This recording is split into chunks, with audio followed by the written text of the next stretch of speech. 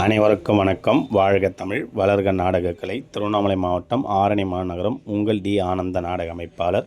சித்திரை மாதம் 4ஆம் நாள் விழாக்கிழமை 16/4/2026. இன்று நமது நாடகமன்றங்கள் எந்தெந்த கிராமத்துக்கு போகுதுன்னு பார்க்கலாம். ரோஜா நாடகமன்றம். ரோஜா நாடகமன்றம் பார்த்தா நார்த்தாம்பூண்டி ரூட் எப்படின்னு பார்த்தா போலேருந்து திருவண்ணாமலை ரூட்டில் போனால் நாயுடு மலை போய் கேட்டால் சொல்லுவாங்க. நார்த்தாம்பூண்டியில் இன்று இரவு ரோஜா நாடகமன்றத்தினால் நாடகம் நடைபெறும்.